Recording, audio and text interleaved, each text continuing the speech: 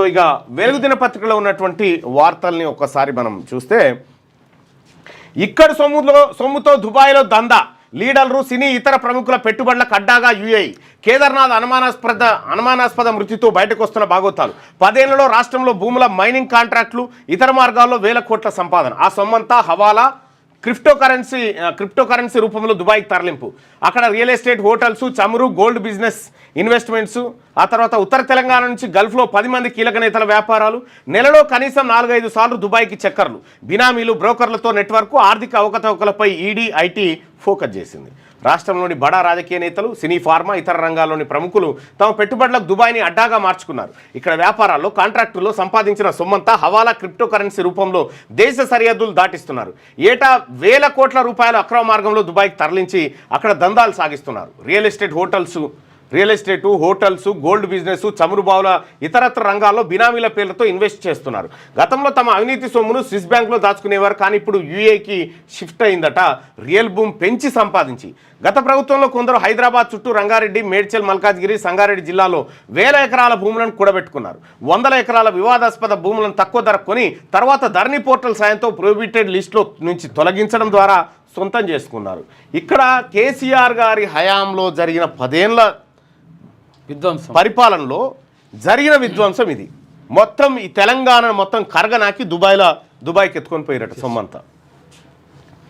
ఎన్నికల్లో ఓడిపోయాక అక్కడే తిష్టేసిరట. గత సర్కారులో చక్రం తిప్పిన 10 మంది కీలక నేతలు, వారి అనుచరులు దుబాయ్లో వేల కోట్ల రూపాయలు ఇన్వెస్ట్ చేసినట్టు తెలుస్తుంది. వీరంతా అక్కడ తమ దందాలు చూసుకునేందుకు ప్రత్యేకంగా బినామీలు, బ్రోకర్లతో నెట్వర్క్ ఏర్పాటు చేసుకున్నారు. పర్యవేక్షణ కోసం నెలలో కనీసం 3-4 సార్లు ఈ నేతలంతా దుబాయ్కి చెక్కర్లు కొట్టి రావడం శరా మామూలు అయిపోయింది. ఓ 3 మాజీ ఎమ్మెల్యేలు అయితే ఎన్నికల్లో ఓడిపోయాక దుబాయ్లోనే తిష్ట వేసి వ్యాపారాలు సాగిస్తున్నారు. డ్రగ్స్ కేసు నిందితుడు కేదార్నాథ్ ఇటీవల దుబాయ్లో అనుమానాస్పదంగా మృతి చెందడంతో లీడర్ల దందాల భాగోతం ఒక్కటొక్కటిగా బయటకు వస్తున్నది. ఓ మాజీ ఎమ్మెల్యేకు కేదార్నాథ్ బినామీగా ఉన్నట్లుగా ప్రచారం జరుగుతున్నది. ఆ మాజీ ఎమ్మెల్యే కూడా ప్రస్తుతం దుబాయ్లో ఉన్నట్లు తేలింది. కేదార్ మృతిపై దుబాయ్ పోలీసులు సీరియస్గా దర్యాప్తు చేస్తున్నారు. పోస్టుమార్టం పూర్తయిన తర్వాత మృతదేహాన్ని ఇండియాకు తరలించే అవకాశాలున్నాయి. కేదార్నాథ్ది హత్య అయితే ఆ కేసు పలువురు మాజీ ఎమ్మెల్యేల మీద చుట్టుకునే ఛాన్స్ ఉందని పోలీసు వర్గాలు అంటా ఉన్నాయి.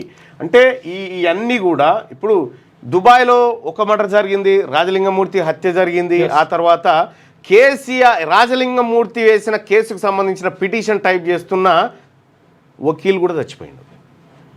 సో ఇవన్నీ ఇంటర్లింక్స్ కలుస్తూ ఉన్నాయి. సో ఖచ్చితంగా దీని వెనకాల ఓ ముఠా తిరిగి వీళ్ళని హతమారుస్తుంది అనేది వస్తున్నటువంటి అనుమానం. దీనిపైన ఎంక్వైరీ చేయమని బీఆర్ఎస్ డిమాండ్ చేయట్లేదు. అవును, బీఆర్ఎస్ పార్టీ డిమాండ్ చేయట్లేదు. ఇదే అంశాన్ని ముఖ్యమంత్రి రేవంత్ రెడ్డి అలాగే ఇతర కాంగ్రెస్ పార్టీ నాయకులు ఆరోపిస్తూ ఉన్నారు. మరి వీళ్ళు ఎట్లా చచ్చిపోతూ ఉన్నారు వాళ్ళంతలా వాళ్ళు అనేది ఎంక్వైరీలో తేలాల్సినటువంటి అంశం. అయితే ఈ బినామీలందరినీ ఇప్పుడు చంపేస్తున్నారా అనే ఒక చర్చ జరుగుతుంది. చాలామంది బినామీలు భయంతో ఉన్నారట. ఇప్పుడు తెలంగాణ రైజింగ్ను ఎవరు ఆపలేరు, కొందరు సాధ్యమా అన్నారు. ఇప్పుడు ప్రపంచమే అంగీకరిస్తున్నది. సీఎం రేవంత్ ఏడాదిలోనే దేశ విదేశీ పెట్టుబడులు రాబట్టాం, అందరికన్నా ముందే ఏఐని రాష్ట్రం అందిపుచ్చుకుంది, ప్రపంచ స్థాయి నగరాలతోనే హైదరాబాద్ పోటీ అని వెల్లడి. మాదాపూర్లోని హెచ్సిఎల్ టెక్ కొత్త క్యాంపస్ ప్రారంభం సందర్భంగా ముఖ్యమంత్రి రేవంత్ రెడ్డి గారు చేసినటువంటి వ్యాఖ్యలు. కొమరవెల్లిలో ఘనంగా పెద్దపట్నం మహాశివరాత్రి సందర్భంగా కొమరవెల్లి మల్లికార్జున స్వామి ఆలయంలో బుధవారం అర్ధరాత్రి పెద్దపట్నం వేశారు. లింగోద్భవ కాలంలో స్వామివారికి మహాన్యాసపూర్వక ఏకాదశ రుద్రాభిషేకం నిర్వహించినట. ఇక ఇండియన్ గ్రాడ్యుయేట్లకు గోల్డ్ కార్డ్ అంట. అమెరికాలో చదువుకుంటున్న ఇండియన్ గ్రాడ్యుయేట్లకు ట్రంప్ గుడ్ న్యూస్ చెప్పారు. అయితే అక్కడి వర్సిటీల్లోని గ్రాడ్యుయేట్స్ను కొత్తగా తీసుకొచ్చిన గోల్డ్ కార్డ్ వీసా స్కీమ్ కింద అమెరికన్ కంపెనీలు రిక్రూట్ చేసుకోవచ్చని ఆయన ప్రకటించాడు. ఒకటి తీసేసి ఇంకోటి పాలసీ తీసుకొచ్చాడు. ఇక కన్వీనర్ కోటా సీట్లన్నీ మన స్టూడెంట్స్కే. అయితే రాష్ట్రంలోని ఇంజనీరింగ్, ఫార్మసీ సహా వివిధ కోర్సుల్లో అడ్మిషన్ల కోసం ప్రభుత్వం సరికొత్త విధానాన్ని తీసుకొచ్చింది. అయితే ఇప్పటి వరకున్న 15% ఓపెన్ కోటాను తీసేసింది. ఆ సీట్లను తెలంగాణ, ఇతర ప్రాంత స్టూడెంట్లతో భర్తీ చేస్తారు.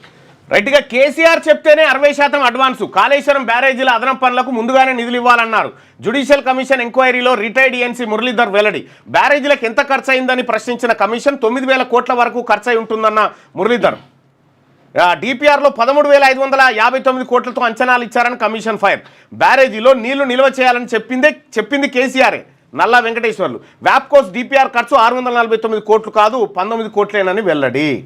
సో వ్యాప్కోస్కి సంబంధించినటువంటిది గతంలో బాతాల పోషెట్టి అని ఒక ఎపిసోడ్ ఉంటుంది, మీరు చూడండి. ఈ వ్యాప్కోస్ తోటి కేసీఆర్ ఆడినటువంటి గేమ్ ఏదైతే ఉందో ఆ గేమ్ను దాంట్లో నేను చెప్పడం జరిగింది.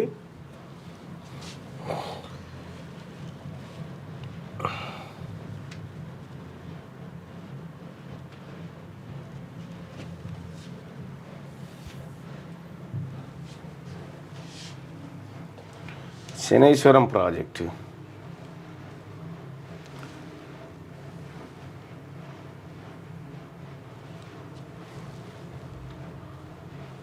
ఈ వ్యాప్కోస్ దోపిడీకి సంబంధించి ఆయా వెనకట్నే మనం చెప్పడం జరిగింది, దీని వెనకాల పెద్ద కుట్ర ఉందని. ఆగన్నా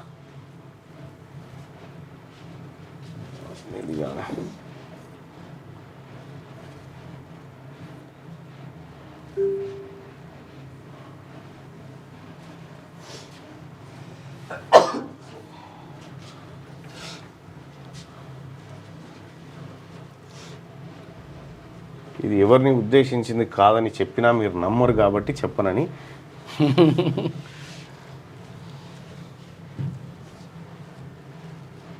దీంట్లో క్లియర్గా వ్యాప్కోస్తోని ఆడిన డ్రామా, ఆ డిజైన్లు, అంచనాలు ఏంటిది అనేది క్లియర్గా దాంట్లో చెప్పడం జరిగింది. ఇది కొన్నేళ్ల కింద ఇవన్నీ షూట్ చేసి పెట్టిన ఇవే సాక్ష్యాలు. ఇవాళ తువకాలలో బయటపడుతున్న అవినీతికి అన్నిటికీ ఇవి సాక్ష్యాలు. ఏం జరుగుతుంది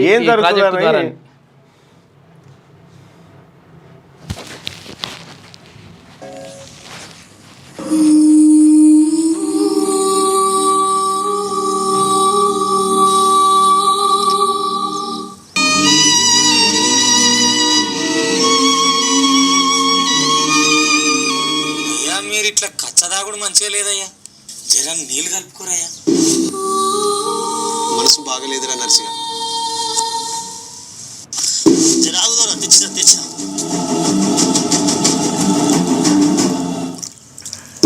ఏమైంది దూరా? హోటల్లో గెలిచినాక కూడా ఇంకా బాధపడుతూనే ఉన్నావు. అంతే కానీ సో ఇట్లా దీని తర్వాత వీళ్ళు రీడిజైన్ల పేరు మీద వేసిన స్కెచ్ ఇక్కడ నుంచే ప్రారంభమవుతుంది అన్నట్టు. శనైశ్వరం ప్రాజెక్టు కట్టినటువంటి దాని కథ అంత ఇక్కడ నుంచే స్టార్ట్ అవుతుంది. అవన్నీ ఆ రోజు ఎపిసోడ్లలో చూపించిన. ఈ వ్యాప్కోస్ అనేది డిపిఆర్ తయారు చేస్తుంది, ఓన్లీ డీటెయిల్ ప్రాజెక్ట్ రిపోర్ట్ తయారు చేస్తుంది. దానికి 649 కోట్లు కాదు 19 కోట్లేనని వెల్లడించారట. సో మొత్తానికైతే కాళేశ్వరం పేరు మీద జరిగినటువంటి భూ కుంభకోణం, పైసా కుంభకోణం అంతా కూడా ఇప్పుడు బయటపడతా ఉంది జస్టిస్ ఘోష్ గారి కమిషన్ ముందు. నాకేం యాదికి లేదు, డిపిఆర్లపై రిటైర్డ్ ఏఎన్సీ మురళీధర్ సమాధానం. నాకేం యాదికి లేదు. పుస్తకాలు చదవండి, డ్రై ఫ్రూట్స్ తినండి. Justice Ghosh satire. ప్రభుత్వం అంటే ఎవరు అని ప్రశ్నించిన కమిషన్ సెక్రటరీ, ప్రిన్సిపల్ సెక్రటరీలు అంటూ సమాధానం. రాజ్యాంగంపై కనీస అవగాహన కూడా లేదా అంటూ కమిషన్ ఫైర్ అయిపోయింది. ఇగో ఇటువంటి వాళ్ళతోటి నిజంగా అందులో నీతి నిజాయితీ ఉంటే యాదికి ఎందుకు ఉండదు? నాకు చేసిన దొంగతనం కాబట్టి ఇప్పుడు యాదికి లేదు. నేను చెప్పలే, కేసీఆర్ గారిని నమ్ముకొని ఏ అధికారి పోయినా సర్వనాశనమే. అప్పటి మటుకు మురుస్తారు. తెలంగాణలో భవిష్యత్తు మాదే. బీఆర్ఎస్ ఓ ఫామ్ హౌస్ పార్టీ, దాంతో పొత్తు ముచ్చటనే లేదు. మీడియా చిట్చాట్లో కేంద్ర హోంమంత్రి అమిత్ షా వ్యాఖ్యలు. బీఆర్ఎస్ను ప్రజలే ఖాళీ చేస్తారు, మేము ఖాళీ చేయాల్సిన పని లేదు. దోచుకోవడానికి కొడుకు కూతుర్ని కేసీఆర్ వదిలిండు. రాష్ట్రంలో సంస్థాగతంగా బలపడుతున్నాం. వచ్చే అసెంబ్లీ ఎన్నికల్లో విజయం బీజేపీదే. పార్టీలోని కొత్త నేతలు హద్దులు దాటొద్దు. త్వరలో రాష్ట్ర అధ్యక్షుడు, జాతీయ అధ్యక్షుడు ప్రకటన. తమిళనాడు, పశ్చిమ బెంగాల్లోనూ గెలిపే లక్ష్యంగా పనిచేస్తున్నామని వెల్లడి. బీజేపీలో జనసేన విలీనం అయ్యే ప్రసక్తే లేదని వ్యాఖ్యలు చేసిందట. తెలంగాణ రాష్ట్రంలో భవిష్యత్తు బీజేపీదేనని, సంస్థాగతంగా తాము బలపడుతున్నామని కేంద్ర హోంమంత్రి అమిత్ షా అన్నారు. దక్షిణాదిలో తెలంగాణ, తమిళనాడులో విజయం సాధించడమే టార్గెట్గా పనిచేస్తున్నామని, అటు పశ్చిమ బెంగాల్లోనూ అధికారంలోకి వస్తామని ఆయన ధీమా వ్యక్తం చేశారు. ఇక తెలంగాణలో బీఆర్ఎస్ పని అయిపోయిందని, ఆ పార్టీ ఫామ్ హౌస్కి పరిమితమైందని విమర్శించారు. అయితే బీఆర్ఎస్తో మాకు పొత్తు ముచ్చటనే లేదు, అదో farm house party. Farm house నుంచి పార్టీని నడిపిస్తే దానికి భవిష్యత్తు ఉంటుందా అని మేము తెలంగాణలో ఏ పార్టీతోనూ కలిసి లేమని చెప్పేసి అమిత్ షా స్పష్టం చేసినట్టు. రైట్గా 6 రోజులు టైం వేస్ట్ చేశారు. 8 మంది ప్రాణాలపై సర్కార్కు చిత్తశుద్ధి లేదు. హరీష్ రావు ప్రభుత్వ వైఫల్యంతోనే రెస్క్యూలేట్. ఎలాంటి జాగ్రత్తలు తీసుకోకుండా పనులు మొదలు పెట్టారు. టన్నెల్ దగ్గరికి వచ్చేందుకు సీఎంకు టైం లేదా అని చెప్పి ఫైర్ అడుగుతూ ఉన్నారు. నిన్న హరీష్ రావు గారు ఆ టన్నెల్ లోపలికి మమ్మల్ని బోని అంటున్నాడు. ఆ రెస్క్యూ సిబ్బందిని బయటికి పంపించి వీళ్ళని తోలుది కాదు. అసలు యాక్చువల్గా 6 రోజుల కిందనే పంపించే ఉండే, వీళ్ళని ఎన్నడో తోలేదుండే. ఇక్కడ హరీష్ రావు గారు సీఎం గారికి టన్నెల్ దగ్గరకు వచ్చేందుకు టైం లేదా అని మాట్లాడుతూ ఉన్నావు. సీఎం గారు దిగంగానే వీళ్ళందరూ బయటకు వస్తారా? అక్కడ పని జరగడం ఇంపార్టెంట్. నువ్వు ఒకవేళ వీడికి రావాలి ఖచ్చితంగా అంటే కొండగట్టు కాడ బస్సు బోర్ల పడి 63 మంది చచ్చిపోతే మీ మామ అటెంకల పోయింది లేదు చూసింది లేదు. ఆడ ఈ రైల్వే ఆయన స్టేషన్ సొంత నియోజకవర్గం మెదక్ మాసాయిపేట కాడ స్కూల్ బస్సును రైలు గుద్దితే 23 మంది పోరగాలు చచ్చిపోయారు. బడి పోరగాలు వాళ్ళని తొంగి కూడా చూడలే. మీరు చెప్తారు ఇక మీరు ముచ్చట చెప్పమని. ఎట్లా మాట్లాడాలనిపిస్తుంది ఏందో. బీఆర్ఎస్ నిర్లక్ష్యం వల్లే ప్రమాదం. గత సర్కార్ టన్నెల్ పనులు మధ్యలోనే వదిలేసింది. ఉత్తమ్ కనీసం కరెంటు సప్లై కూడా ఇవ్వలేదు. దాంతో డీవాటరింగ్కు ఇబ్బందులు. 2-3 రోజుల్లో రెస్క్యూ ఆపరేషన్ పూర్తి అవుతుందని వెల్లడి అంటూ ఇక నా అంచనా ప్రకారం వాళ్ళైతే బతికే అవకాశం లేరు. ఏదో మనం వాళ్ళు కూడా చెప్తారు, కాంటాక్ట్ కూడా చెప్తున్నారు. చెప్పుడైంది అదే జరిగేది. మమ్మల్ని అడిగే హామీలు ఇచ్చారా? తెలంగాణ సీఎం రేవంత్ రెడ్డా నేనా? కేంద్ర మంత్రి కిషన్ రెడ్డి అంటుండు, నేను ఏ ప్రాజెక్టును అడ్డుకున్నానో నిరూపించాలి. రేవంత్ రెడ్డి బెదిరింపు కరెక్టే. మీరు ఏ ప్రాజెక్ట్ అడ్డుకోలే, ఓ ప్రాజెక్ట్ తీసుకురాలి. రెండోది, తెలంగాణ సీఎం రేవంత్ రెడ్డి నేనా అని చెప్పి కేంద్ర మంత్రి అంటుడు. ఇంకా మీకు ఆ ఛాన్స్ లేదు. కిషన్ రెడ్డి గారు మీకు ఆ ఛాన్సే లేదు. రేవంత్ రెడ్డి బెదిరింపులకు భయపడ పాలన చేతగాక ఇష్టం వచ్చినట్టు మాట్లాడుతున్నారు. లేదు నీ ఉన్నట్టు చెప్పడం అలవాటు అయిపోయిందని ఫైర్. కిషన్ రెడ్డి నామకే వాస్తే మంత్రి ఉన్నవాంటి ఉన్నావు అంతే. తెలంగాణ నుంచి 8 మంది గెలిపించారు కాబట్టి మనిషికి ఇవ్వాలి కాబట్టి ఇచ్చిరు, పెద్ద మనిషికి ఇచ్చిరు. గ్రాడ్యుయేట్ స్థానానికి 70% పోలింగ్. మెదక్, నిజామాబాద్, కరీంనగర్, ఆదిలాబాద్ టీచర్ ఎన్నిక 91%. వరంగల్, ఖమ్మం, నల్గొండ టీచర్ స్థానానికి 93% నమోదు. కరీంనగర్కు బ్యాలెట్ బాక్సులు. బీఆర్ అంబేద్కర్ స్టేడియంలో స్ట్రాంగ్ రూమ్. వచ్చే నెల 3న ఓట్ల లెక్కింపు. 2019తో పోలిస్తే భారీగా పెరిగిన పోలింగ్ శాతం అంటూ ఒక వార్తను చూస్తా ఉన్నాం. ఇక ఎమ్మెల్యే కోట, ఎమ్మెల్సీ సీట్లపై బీసీ వర్సెస్ ఓసీ. కాంగ్రెస్లో 4 సీట్లపై ఇప్పటికే ఓసీ లీడర్ల కాను లోట బీసీ ఇస్తారు. ఓసీ లేదు, అన్ని బీసీలకు ఇవ్వాల్సిందే. అవి అంతే, 4కి 4 బీసీలే అవి. అంతే. జనాభా వాటా ప్రకారం మన సర్కారు చేసిన 56% ప్రకారం 4కి 4 అయితే వాళ్ళకి రావాలి. ఒప్పుకునే పరిస్థితే లేదంటున్న బీసీ నేతలు. కనీసం 2 సీట్లు ఇవ్వాల్సిందేనని పట్టు. ఓసీ నేతల తీరుపై బగ్గుమంటున్న బీసీ లీడర్లు తమకు పదవులు రాకుండా అడ్డుపడుతున్నారనే ఆరోపణలు. రేసులో పలువురు ఎస్సీ, ఎస్టీ, మైనారిటీ నేతలు కూడా. హైకమాండ్కు అగ్ని పరీక్షల సీట్ల కేటాయింపు. నేను చెప్తున్నాను కదా, ఈ ఎమ్మెల్సీలు కనుక ఈ 4 ఎమ్మెల్సీల్లో ఒక 3 అన్నా బీసీలకు ఇస్తే న్యాయబద్ధం. లేదు అనుకుంటే ఎవడేం మాట్లాడలేడు, ఏమని తలగోరి వాడు పెట్టుకున్నట్టు అయితే అంతే. ఇక అందరు మాట్లాడతారు. ఇక వచ్చే నెలలో జరగనున్న ఎమ్మెల్యే కోట జగ్గారెడ్డి గారు అంటే నేను అడగలేదు ఎమ్మెల్సీ, నీకు ఎవరిస్తా అంటున్నాడు ఎమ్మెల్సీ? నేను అడగలేదు. కానీ ఆ కుసుమ కుమార్ గారికి ఇంకోరికి ఒక ఆయనకు కమ్మ ఆయనకు ఒక బ్రాహ్మణ ఆయనకు ఇచ్చేరి అవి 2 అని చెప్పి రికమెండ్ చేసిండట. ఓ బీసీఓనికి ఏమైనా రికమెండ్ చేయొచ్చు కదా, గది చేయకపోతే. వచ్చే నెలలో జరగనున్న ఎమ్మెల్యే కోట ఎమ్మెల్సీ ఎన్నికలు అయినా మీ రికమెండేషన్స్ ఎవరికి కావాలా? బీసీలకు వాటా. అది అంతే, బీసీలకు వాటా. 4 స్థానాలకు 4 బీసీలకు దక్కాలి. ఎందుకంటే బీసీల జనాభా పెరగాలి ఇప్పుడు అందులో మండల్లో. వచ్చే నెలలో జరగనున్న ఎమ్మెల్యే కోట ఎమ్మెల్సీ ఎన్నికల్లో మొత్తం 5 స్థానాల్లో కాంగ్రెస్కే 4 సీట్లు దక్కే అవకాశాలు ఉండడంతో ఆ పార్టీలోని సీనియర్లంతా పదవులపై కన్నేశారు. మండల్లో ఎంట్రీ ఇచ్చేందుకు ఇది చాలా ఈజీ మార్గం కావడంతో జోరుగా ప్రయత్నాలు చేస్తున్నారు. అయితే ఈ సీట్లపై ఎప్పట్లాగే పలువురు ఓసీ లీడర్లు ఖర్చిపేసిరేందబ్బా ఉంటే ఖర్చిపేస్తారా? ఇప్పుడు బొంతేసుడు చింపేస్తారా? ఎవరికి పట్టగాదది, ఎవరికి రాసి ఇచ్చినే కాదు. బాజప్తా కాంగ్రెస్ పార్టీలో ఉన్నటువంటి బీసీ నాయకులకు ఈ ఎమ్మెల్సీలు దక్కాలే. ఈ ఎమ్మెల్సీలు దక్కితేనే బీసీలకు న్యాయం చేస్తున్నట్టుగా లెక్క అవుతుంది. లేకపోతే ఇది రేపు ఎన్నికల భవిష్యత్తే గిట్లుంటుంది. ఇక చూడరు. ఇక బీఆర్ఎస్ పార్టీకి ఒకటి దక్కేటట్టుందిగా, మరి మీరు బీసీకి ఇస్తురా? మీ సంగతి ఏంది? క్లారిటీ ఇప్పుడు మీరు క్లారిటీ ఇచ్చేసేరి. దాసోత్సవానికి ఇచ్చేసేరి. ఎంత కష్టపడ్డాడు, మంచి ఉద్యమకారుడు ఆయన.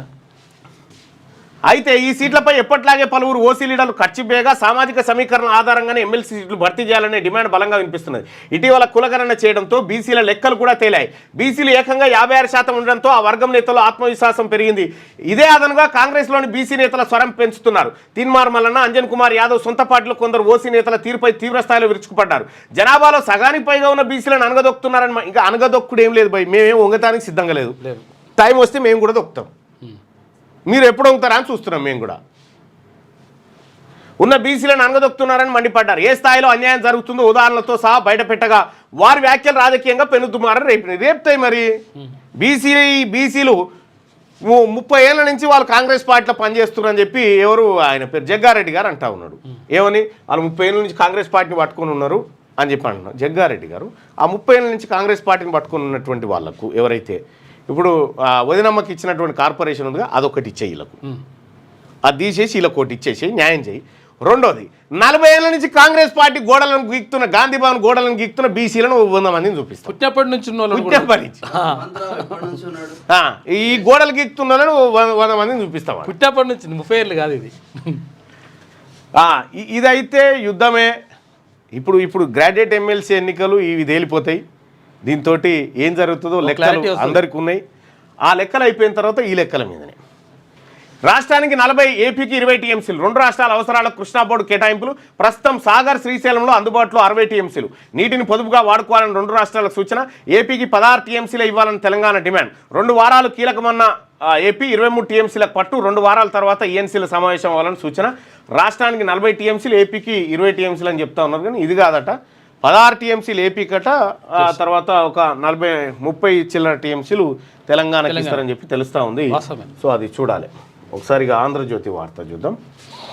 ఉన్నత విద్యలో నాన్ లోకల్ కోటా ఎత్తివేత. ఇకపై సీట్లన్నీ స్థానికులకే. 15% నాన్ లోకల్ కోటా. అయితే 4 కేటగిరీలకు పంపిణీ. ఏపీ పునర్విభజన చట్టం 10 ఏళ్ల గడువు పూర్తయిన నేపథ్యంలో జీవో జారీ చేసినాడు. మంచి పని.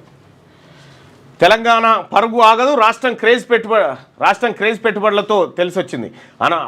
అనుమానించిన వాళ్ళే అభినందిస్తున్నారు. రాష్ట్ర అభివృద్ధిని ప్రపంచమే అంగీకరించింది. హెచ్సిఎల్ కొత్త క్యాంపస్ ప్రారంభంలో సీఎం.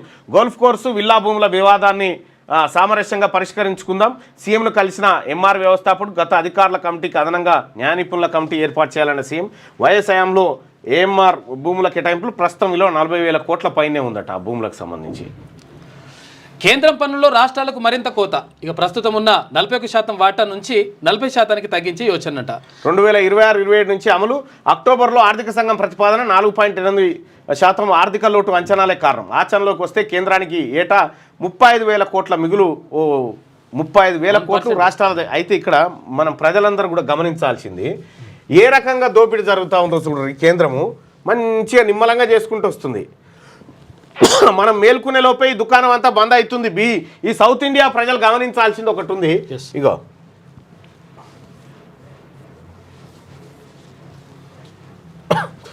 ఇగో ఇక్కడ చూడండి. తెలంగాణ రాష్ట్రం 100 రూపాయలు కేంద్రానికి పంపితే కేంద్రం నుంచి 49 రూపాయలు 80 పైసలు వస్తున్నాయి. ఓపెన్ పెద్ద పెట్టనా?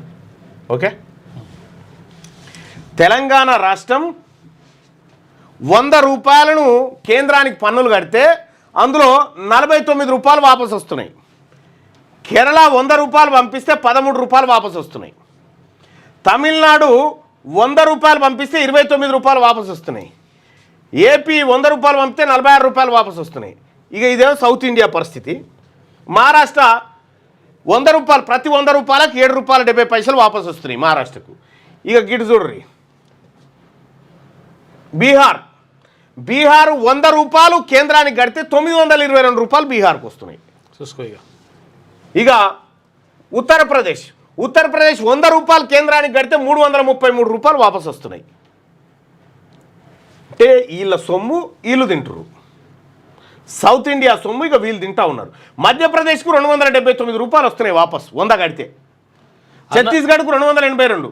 అరుణాచల్ ప్రదేశ్కు 4,863 రూపాయలు వాపసు వస్తున్నాయి 100 రూపాయలు కడితే. ఇక్కడ దక్షిణాది రాష్ట్రాలది కష్టమేమో దక్షిణాది రాష్ట్రాలది, తింటున్నదేమో వీళ్ళు పచ్చగయ్యారు. అందుకనే పచ్చగయ్యారు చూడు. మనమేమో ఎండిపోతా ఉన్నాం, అవి పచ్చగైంది. అట్లా దీని గురించి రేపు మాట్లాడుకుందాం. రేపు భారతదేశంలో ఎలాంటి బాంబు వేలబోతా ఉంది నరేంద్ర మోడీ గారు, ఆ తర్వాత వీళ్ళందరూ వేసిన స్కెచ్ ఏందనేది రేపు మాట్లాడుకుందాం దాని మీద. లేటెస్ట్ న్యూస్ తెలుగు మరియు ఇంగ్లీష్ అప్డేట్స్ కోసం ఇప్పుడే క్యూన్యూస్ అఫీషియల్ యాప్ని ప్లే స్టోర్ నుండి డౌన్లోడ్ చేసుకోండి. సరికొత్త సమాచారాల కోసం క్యూన్యూస్ వెబ్సైట్ని ఫాలో అవ్వండి. ఛానల్లో ప్రాంతీయ, జాతీయ, అంతర్జాతీయ వార్తలు వీక్షించండి. లైక్ చేయండి,